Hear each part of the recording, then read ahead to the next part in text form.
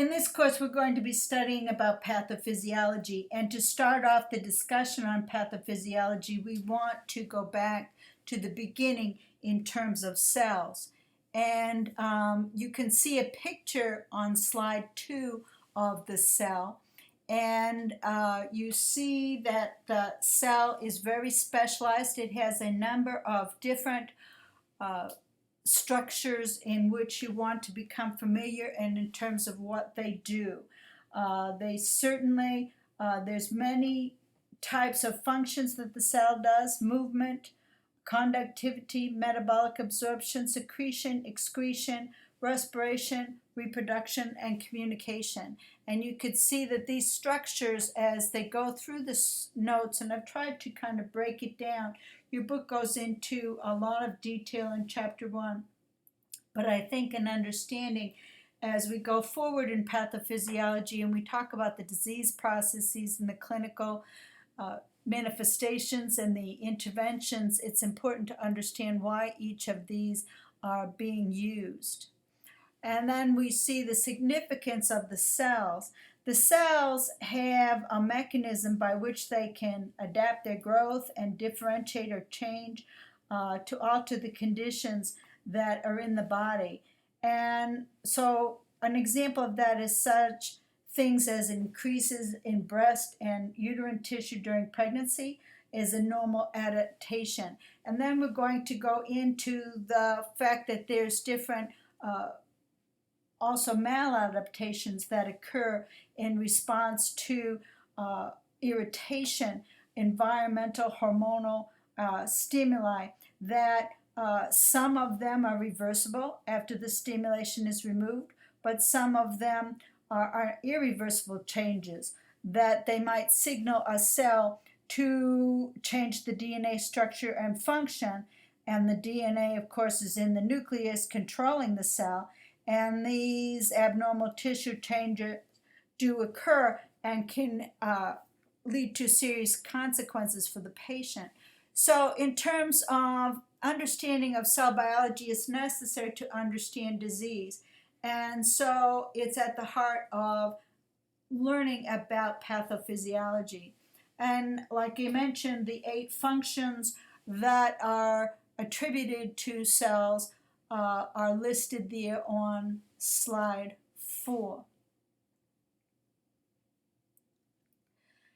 Then you have the cell's organelles. Organelles, another name for it, is little organs with different functions that assume different responsibilities. Like you have the mitochondria that is found in great numbers in most cells and is responsible for cellular respiration and energy production.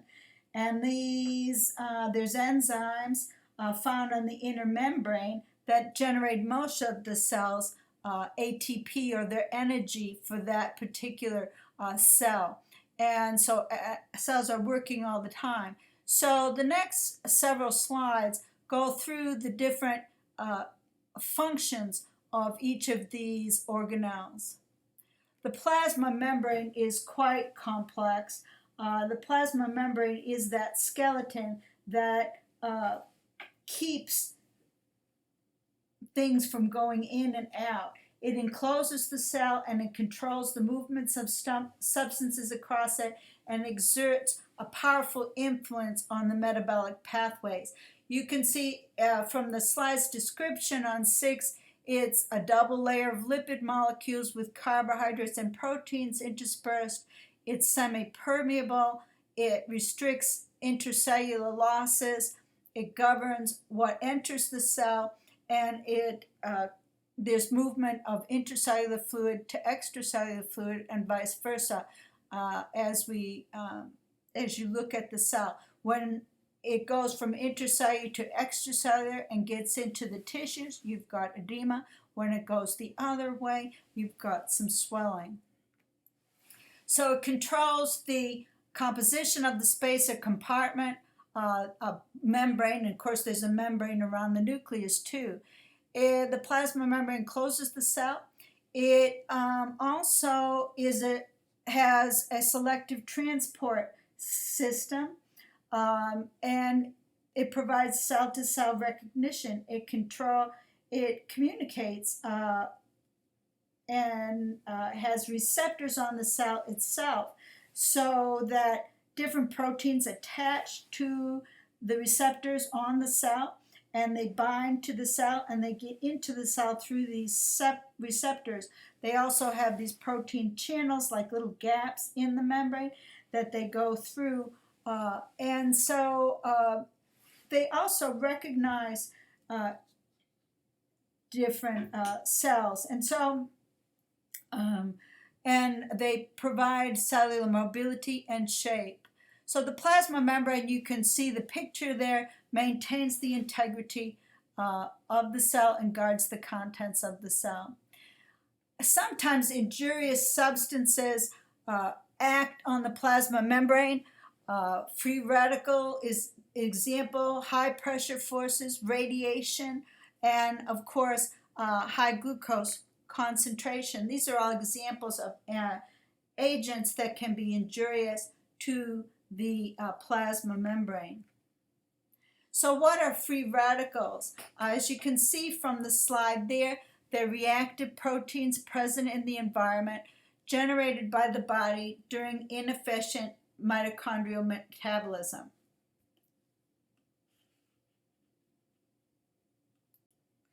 Free radicals have a free electron on the oxygen atom, and they're sometimes called the perioxide molecules.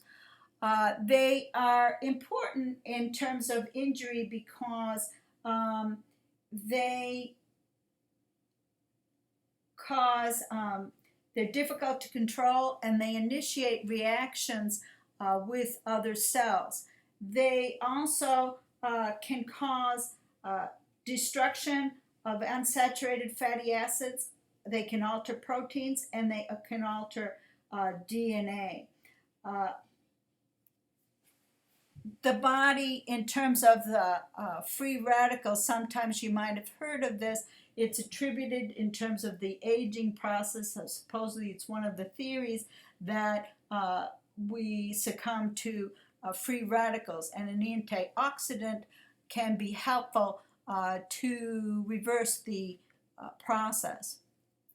So free radicals oxidize cell structures and can be called oxidants. They disrupt the integrity of the cell and, like you said, cause damage to the organelles, DNA, and cell dysfunction. So they're one of the injurious agents that can cause damage to the cell, but there's so many others. Like you said, we can have antioxidants, sometimes in creams and so forth, and certainly we are encouraged to take vitamins like A, E, and C, and beta-carotene, that supposedly antioxidants that counteract these free radicals. As I had you read just a few pages in the chapter 3, the plasma membrane allows for exchange with the environment, and water is one of those. We've got a lot of body fluids that are distributed between the intercellular and extracellular environment. And the sum of all the fluids is the total body water. And that certainly changes in terms of age and the amount of body fat. But as you can see here from this illustration, the water moves from the intercellular and extracellular compartments, principally by osmosis. The water moves between the plasma and the interstitial fluid by osmosis, but also by hydrostatic pressure, which occurs across the cell membrane. And you can see that in this particular case, where we've got dehydration, that the water is flowing out into the extracellular fluid, and if the extracellular fluid is lower in water content than the intracellular, the cell membrane allows water out of it to kind of establish homeostasis or balance between the two environments, and the cell shrinks and you have cellular dehydration. Then in this slide 13, you can see that cellular edema occurs If the extracellular fluid is higher in water content than the intracellular, again, homeostasis or a balanced state occurs where the cell membrane allows water to flow into the intracellular fluid, causing swelling or edema. And edema is a problem of fluid distribution that results in accumulation of fluid within the interstitial spaces. It can be caused by obstruction in the lymph channels or in the vessels, protein losses, increased capillary permeability, and increased vascular volume, pushing it into the intracellular fluid. And what you see with a person with edema, of course, is you've got the puffiness, swelling, tighter clothing, shoes, limitation of movement, and perhaps weight gain.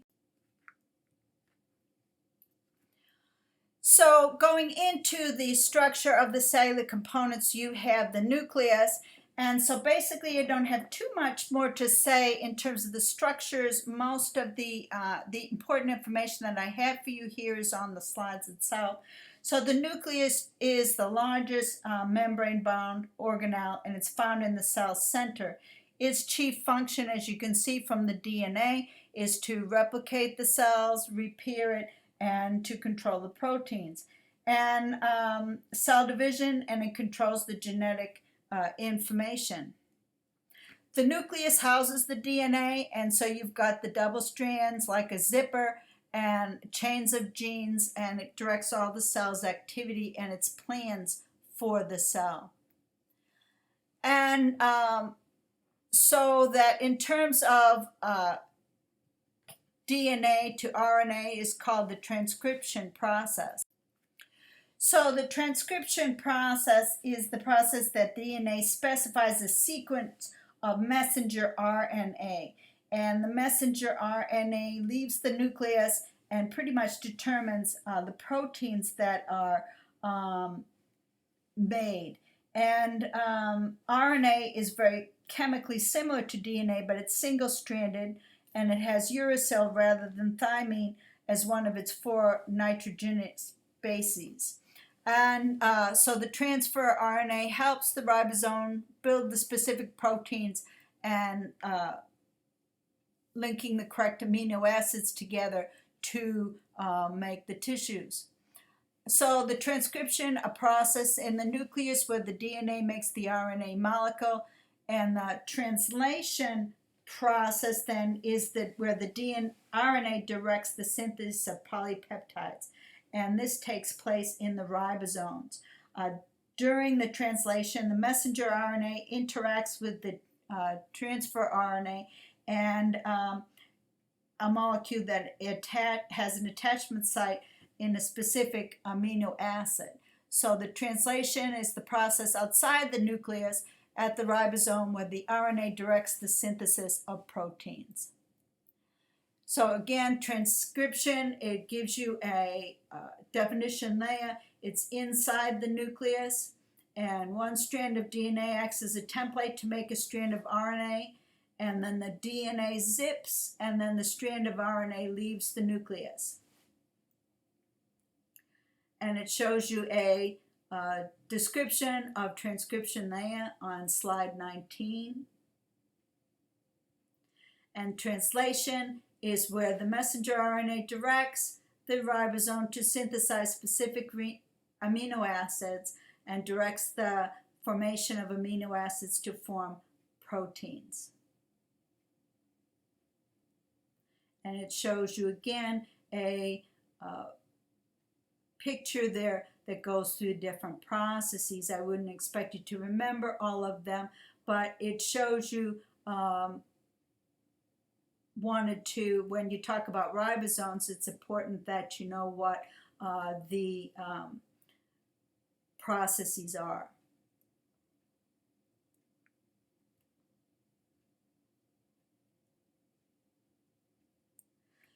So then you have the cytoplasm, which is the structure outside of the cell.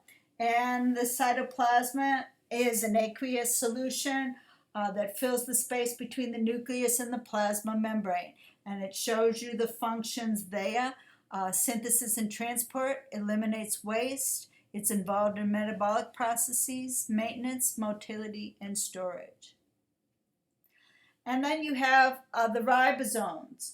The ribosomes, as you can see there, are nuclear proteins that are synthesized in the mitochondria and secreted in the cytosol. Our cytosol is the aqueous solution that is in, or the cytoplasma. And it's where protein synthesis occurs. And as we just talked about the processes of protein synthesis, the nucleus directs the ribosomes and tells them where and how to make the proteins. And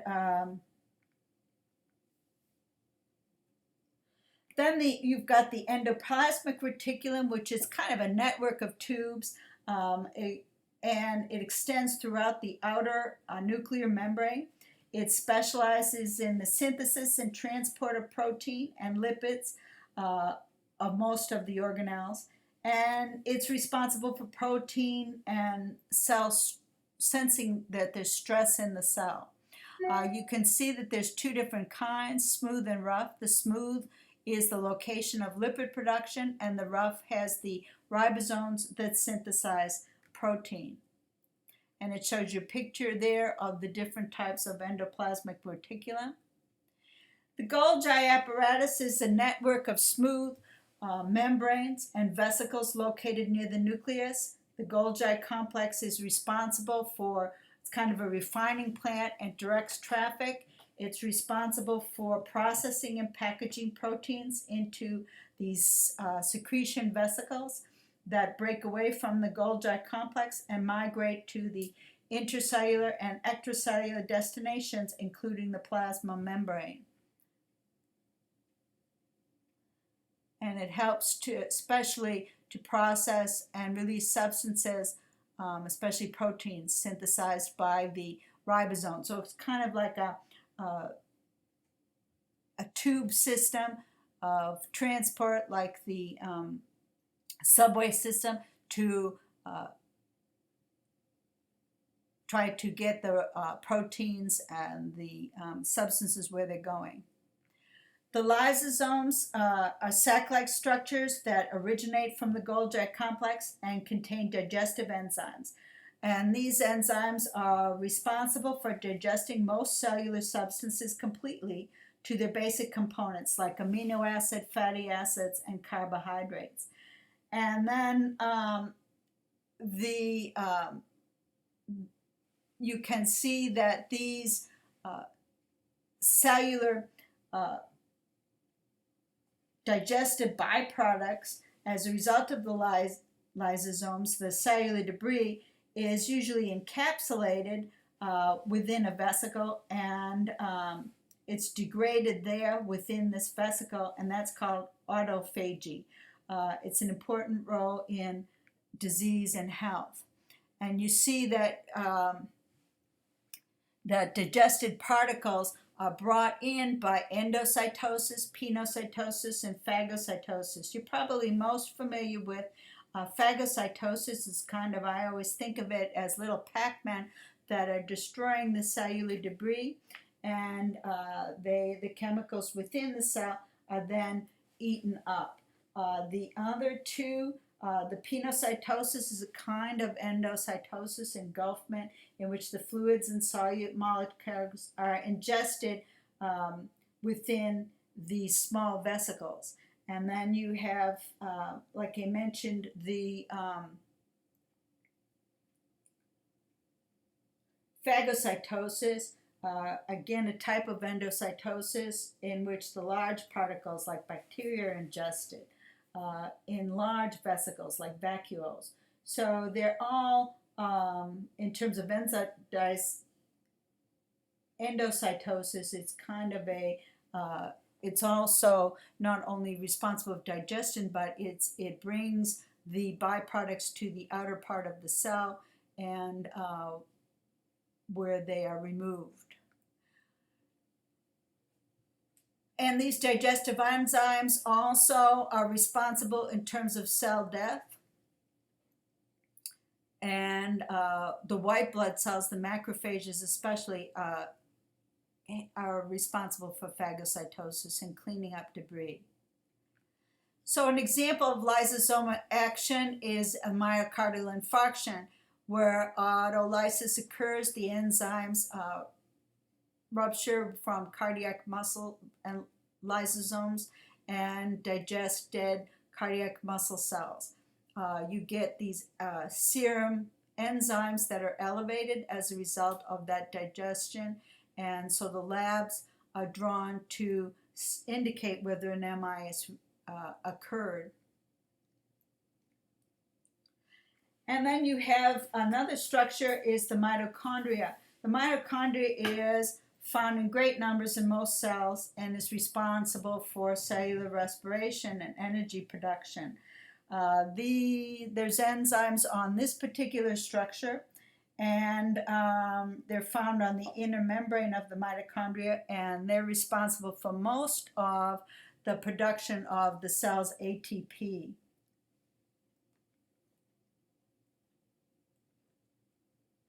And you could see the functions of the mitochondria. It does start to have its own DNA, and you can see it's responsible for cellular respiration, energy production, and it requires fats, proteins, and carbohydrates to produce energy. And the process of energy production would be aerobic metabolism. Shows you a picture there of anaerobic metabolism, where lactic acid is produced. And so the difference between aerobic metabolism and anaerobic metabolism. Aerobic metabolism would be like the Krebs cycle. I'm sure you read about that in nutrition. And anaerobic metabolism is when it's broken down when you have a lack of oxygen. An example of anaerobic metabolism is what happens when a person who has ingested a great deal of alcohol. What happens in the body is it changes from aerobic to anaerobic metabolism. And the lactic acid is responsible for a great deal of the destruction of the tissues that result. Then you have the cilia, especially is found in the respiratory tree, and you see that it's extensions of the plasma membrane, a kind of a whip-like motion, and you know in terms of the respiratory tree, it kind of sweeps the debris out. When we suction, for instance, the person coughs, that cilia really helps to get that up. We kind of suction, we can't go all the way into the respiratory tree, but it causes the person, when we put the suction catheter in, to cough, and that propels the mucus upward. I've got a question here. The plasma membrane of a cell is permeable to water-soluble molecules movement into the cell. It maintains the integrity of the cell. It's dimpled because of peripheral membrane proteins, or impermeable to lipid-soluble molecules. Is it 1, 2, 3, or 4? I'll let you think about that a minute and answer that.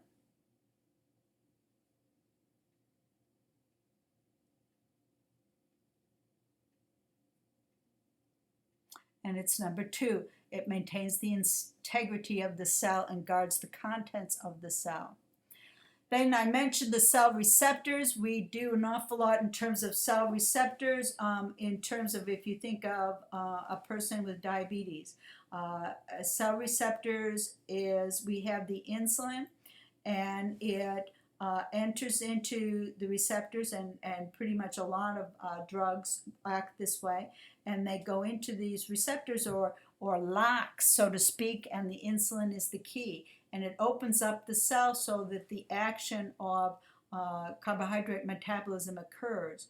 In terms of the cell receptors, another example is the neurotransmitters. You have 2 cells that are communicating with each other across a synapse, and one neuron is communicating with another neuron. kind of like the old-fashioned phone system where we used to have wires, but in this case we have neurotransmitters. And the neurotransmitter comes from the, as you can see in the picture, you have a vesicle there where it's released, and the neurotransmitters are made in the liver, but they're stored there in the vesicle. They're released, they go across the synapse, and then they sit inside the lock, so to speak, and they open up the cells so that the message can be sent to other cells. And the cell receptors, as you can see, are on the plasma membrane, in the cytoplasm, or on the nuclear membrane. And proteins, they bind with smaller molecules or ligands, and they must fit together. So each of the receptors are very specific in terms of each neurotransmitter. As a matter of fact, dopamine, you kind of think, oh, with dopamine, there's dopamine 1, 2, 3. There's a very different specific types of it. So that's a cell receptor, very important in terms of pathophysiology and how different things work, especially in terms of cell communication. It shows you an example there of cell communication examples. The receptor, different proteins, signals by secreting molecules, and going through gaps in the cell membrane. So there's different ways of communicating. You have a question 2. Which information is correct regarding neurotransmitters? Does it act on the cells that produce and secrete them? Does it act on nearby cells and also take them up and destroy them? Are they produced by neurosecretory neurons and transmitted via the blood? Do they diffuse across the synaptic cleft and act on postsynaptic receptors? I'll leave you for a few minutes to think about that one.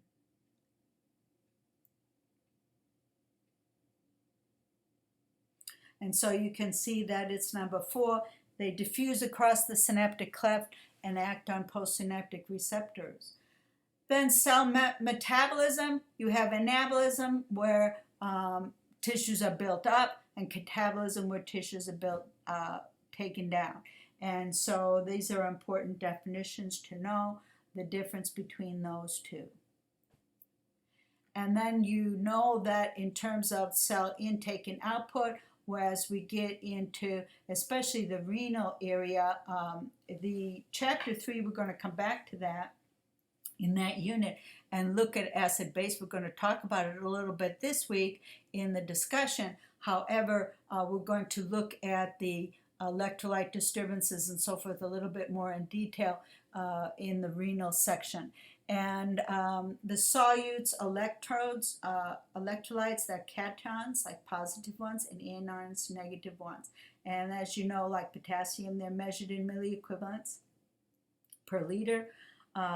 And there's non-electrolytes like glucose, urea, and creatinine. And they don't dissociate. So that you have different types of transport, and you should be familiar with these are passive types of transport, and in that they do not require energy.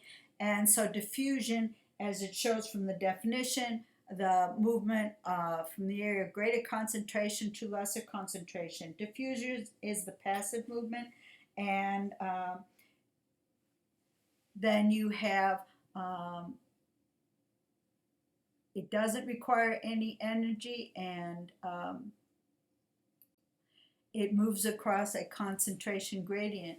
Then you have hydrostatic pressure. It's the push, the force of water that pushes against the cell membrane, and it goes across from one side of the membrane to the other. And then finally, osmosis is important to understand. The movement of water across a semi-permeable membrane from an area of lower solute, and solute is the amount of particles in that like intracellular, extracellular environment.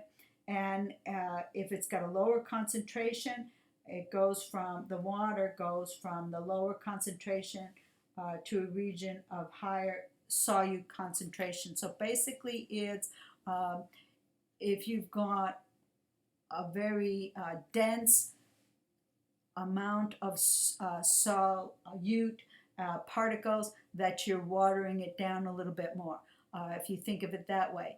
And so that is distributing the water, again trying to establish homeostasis, distributing the water evenly. And the proteins are very much, or colloids, are very much responsible for the osmotic pressure. So osmolarity, a couple of related terms we use quite a bit, the measure of the milliosmoles per kilogram of water. And the terms underneath it, isotonic is its balance, both intracellular and extracellular. Hypertonic, you've got more particles, and hypotonic is a lower concentration, more dilute, less solute. And then you've got active transport that requires energy. And an example of this is the potassium sodium pump. And so active transport, like I said, requires energy, or ATP, to move molecules against that concentration gradient. And it describes the sodium-potassium pump, or active transport. It's necessary for potassium ions to be at a higher concentration inside the cell, and sodium at a higher concentration outside the cell. So the pump is constantly helping that homeostasis occurs, pumping sodium out in exchange for potassium. It shows you a picture there using ATP, energy. We talked about endocytosis, and these are the definitions for that, so that's a review of these definitions.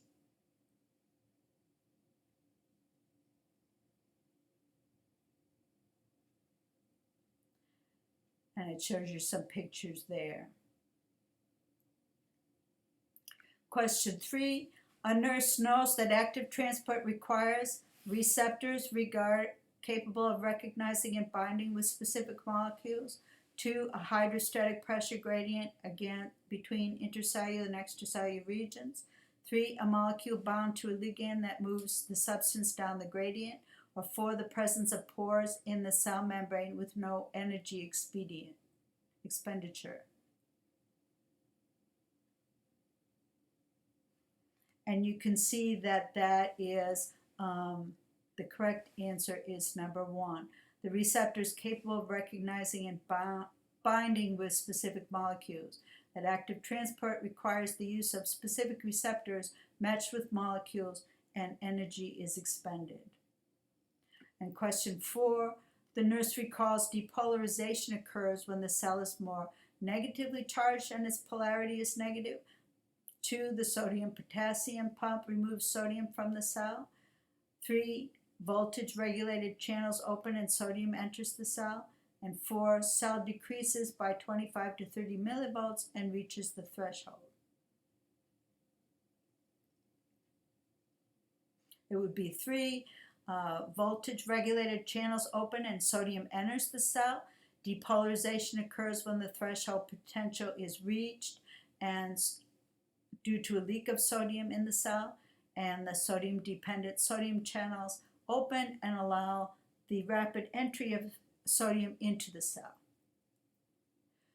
So when you have cells that are injured, the cells can adapt and change in an attempt to maintain homeostasis and develop maladaptive changes or derangements of the structure or function, especially when they are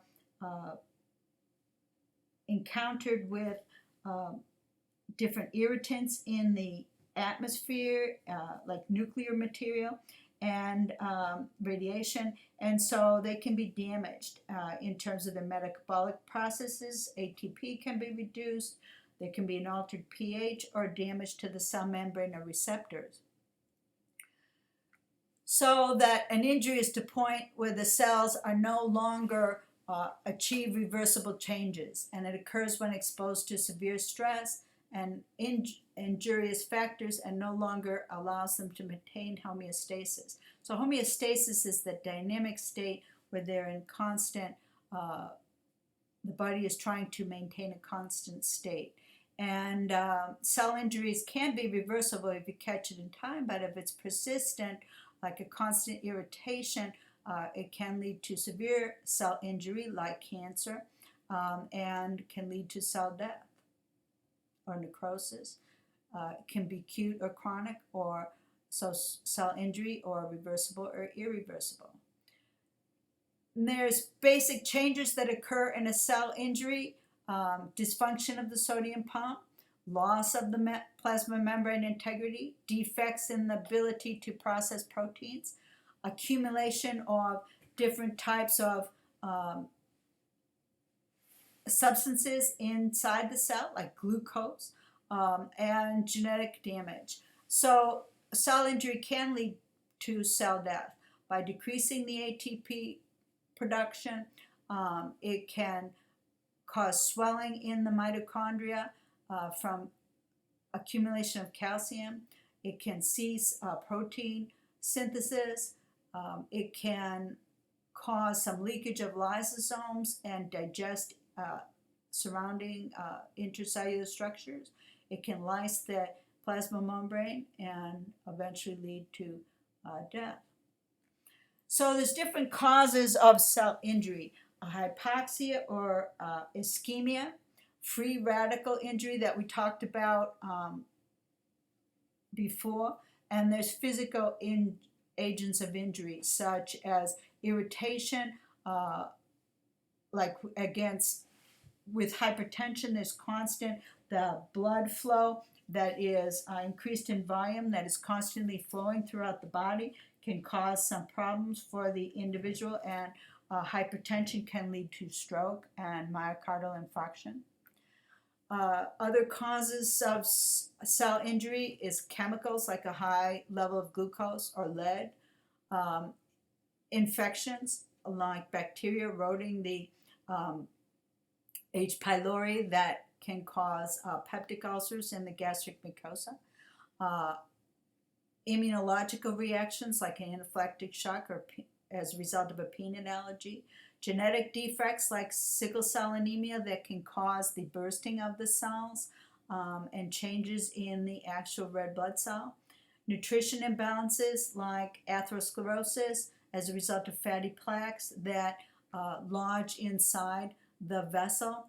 And in the presenter notes, there's a great deal of detail there in terms of the different types of other types of injurious substances: carbon monoxide, ethanol, mercury, that and some of the signs and symptoms that you might be able to see.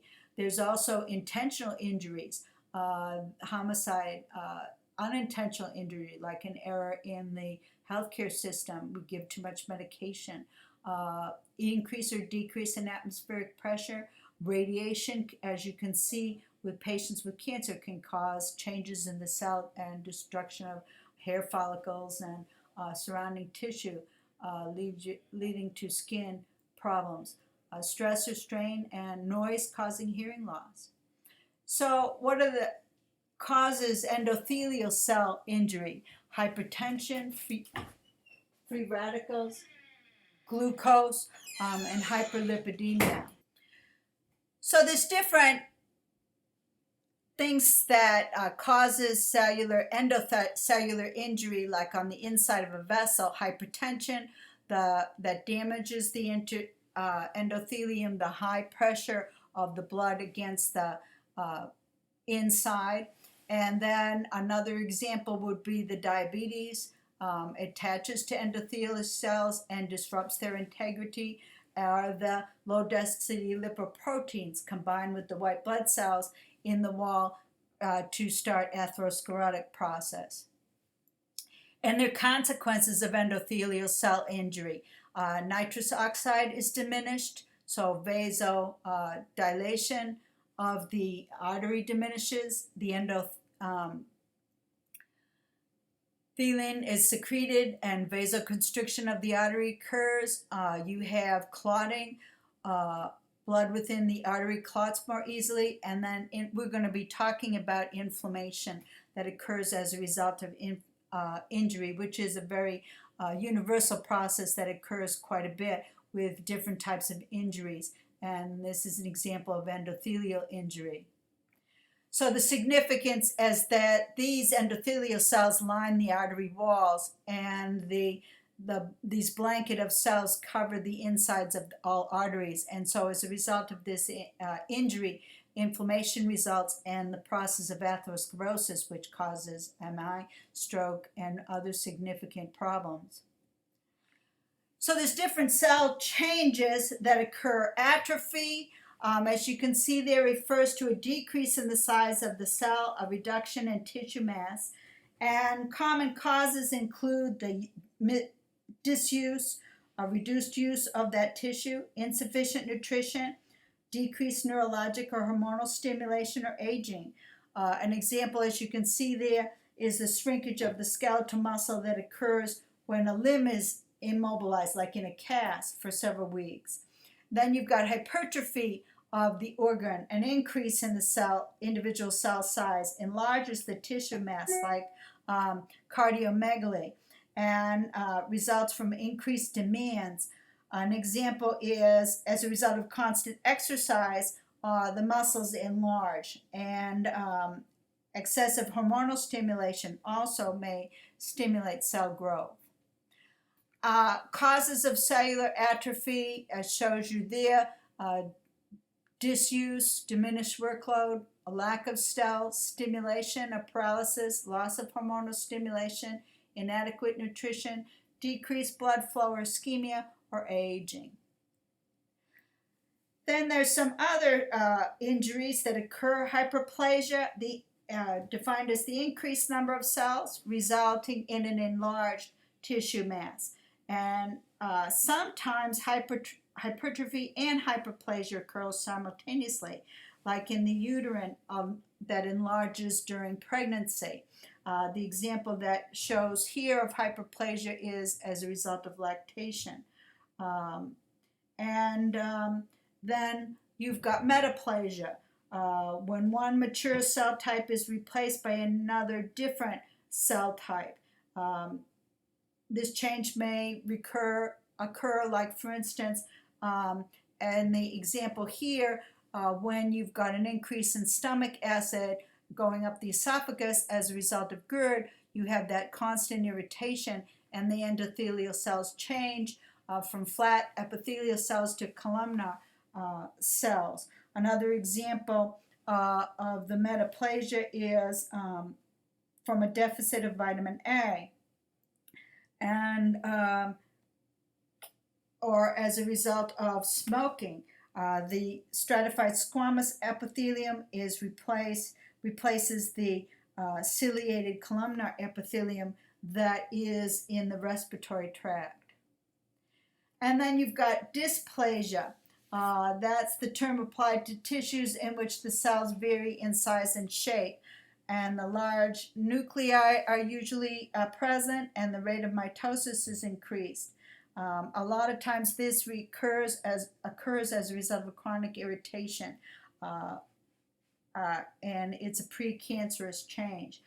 You see this usually, the Pap smear looks for the dysplasia of cervical cells.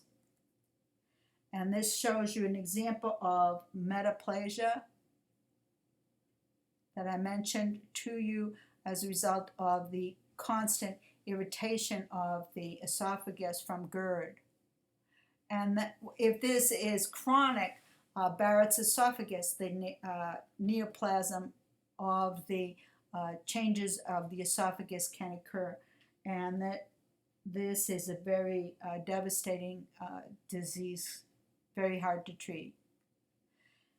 Dysplasia, you can see, is some examples there of the cervix.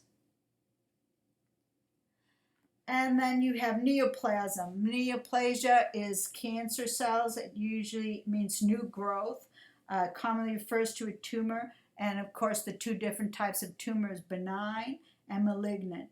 The benign tumors are less serious. They're not life-threatening because they can be self-contained. They cause pressure to the surrounding tissue, but they are contained, whereas malignant, they spread through the blood, the lymph, and to surrounding tissues across a cavity, like the peritoneal cavity. So you can see neoplasm, they lack adhesiveness to other cells, and the malignant cells break away and travel by these different routes that I mentioned. They're invasive and destructive to surrounding cells, and sometimes they secrete their own enzymes, hormones, clotting factors, and angiogenesis factor that makes their own blood cells. Shows you an example of a malignant neoplasia there.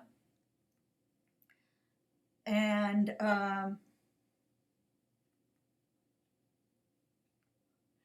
question number 5, which information is correct regarding pathologic hyperplasia? It produces an abnormal proliferation of abnormal cells. It's an adaptive mechanism that enables organ regeneration. It increases cell size and may occur in response to growth factors. The answer would be number 4. It may occur in response to growth factors. Pathologic hyperplasia can occur in response to hormones and growth factors, and it produces abnormal proliferation of normal cells, and compensatory hyperplasia enables the organ regeneration, and that's a normal process, but the pathologic hyperplasia is not. Apoptosis is a very important mechanism. It's programmed cell death. It's a normal occurrence in the body that is increased when cell development is abnormal. The cell numbers are excessive, or it increases when the cells are injured or aged. So the cells have their own alarm clock, and they self-destruct, and that's what they mean by programmed cell death. An example would be the ovaries. After age 55, they start to undergo apoptosis, and so you have menopause. And another example is the white blood cells undergo apoptosis after their participation in an inflammatory reaction, and they disintegrate, so to speak. So apoptosis, when that fails, tumors can arise, that cell growth is out of control, and other cellular changes, like for instance with prostate cancer.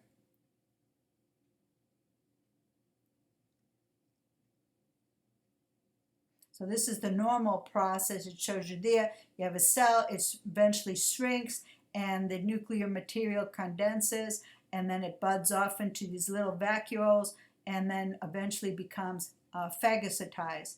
And there's no inflammation or response that occurs as a result. So cell death is can be as a result of different types of reactions. Certainly an injury like ischemia.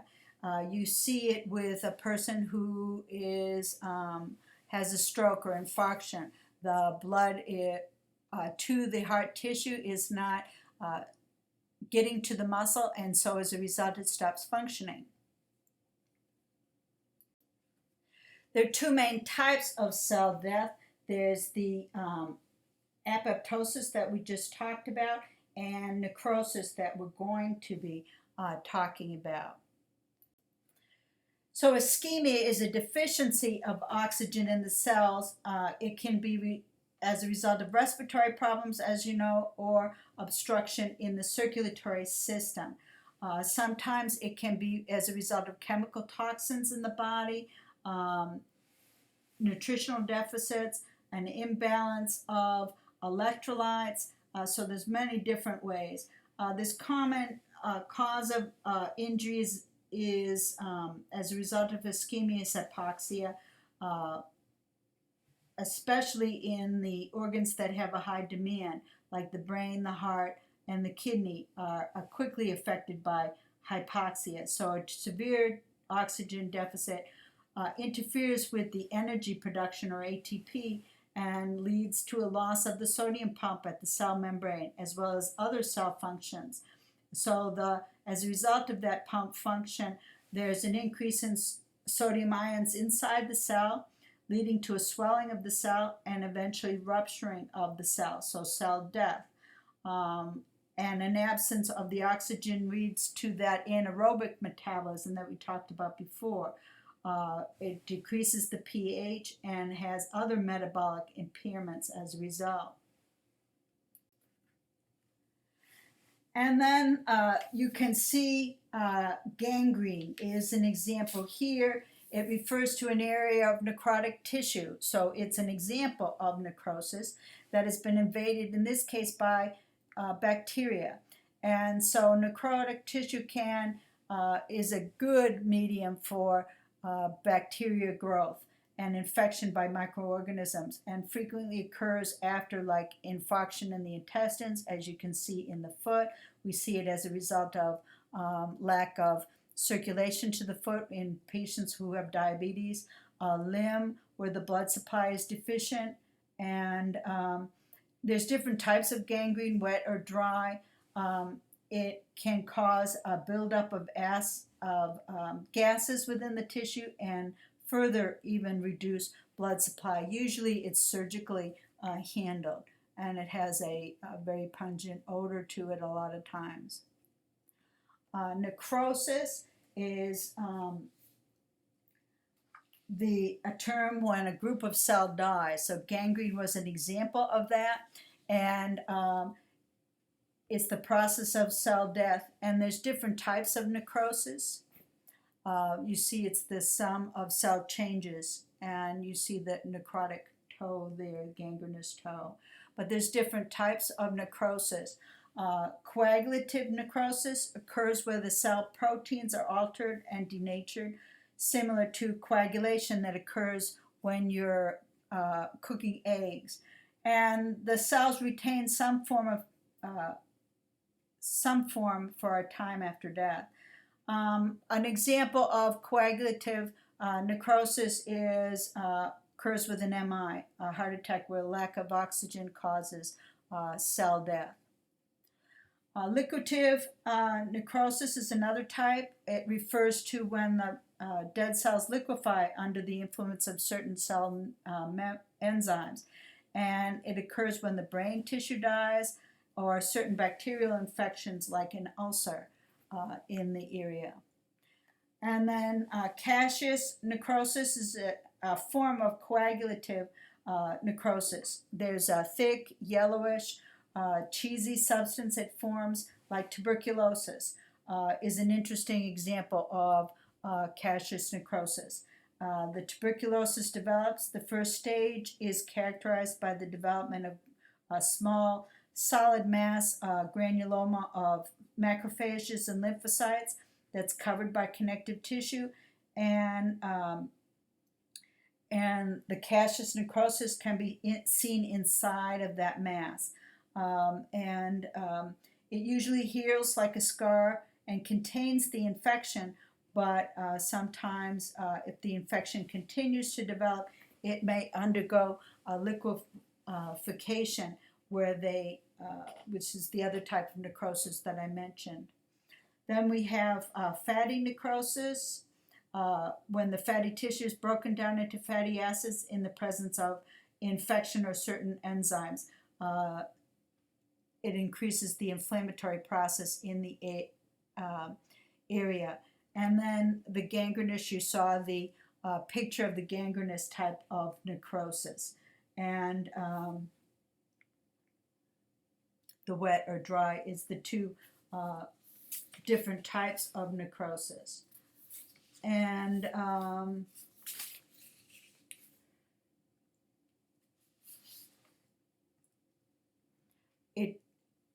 you see the slide which shows you the differences between apoptosis and necrosis. So the apoptosis caused shrinkage and death, whereas the necrosis caused swelling and enzyme leakage.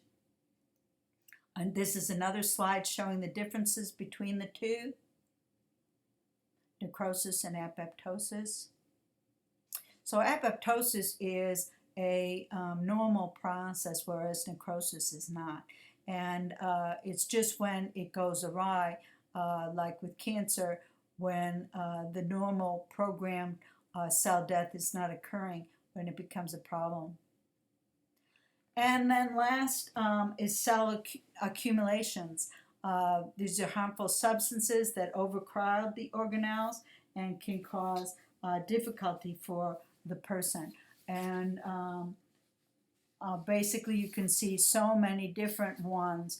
Your book goes into quite a bit. The water, calcium, uric acid cause different types of problems that we're going to be talking about at throughout the course, and it shows you some of the systemic changes that it can occur. And then you've got the changes of aging. It's a lot of times the changes of aging are attributed to these are normal changes, and they're attributed to disease processes. So you need to know the difference between what are the normal changes of aging. And so basically we have a programmed lifespan in terms of the cell, and it's dictated to us by genetics, and as well as environmental factors, inflammatory response, oxidative stress, like I mentioned, hormonal influences, and certainly different life events that occur, and cancer and aging cause different changes some of the changes that come normally with aging that kind of speed that along. Certainly stress being one. And so you see there's a lot of things in the environment that can cause problems for that individual. And somatic death being the death of the entire organism. So that in terms of the changes of aging, we'll come back to these different concepts again as we go through the different disease processes, but this is a good place to start.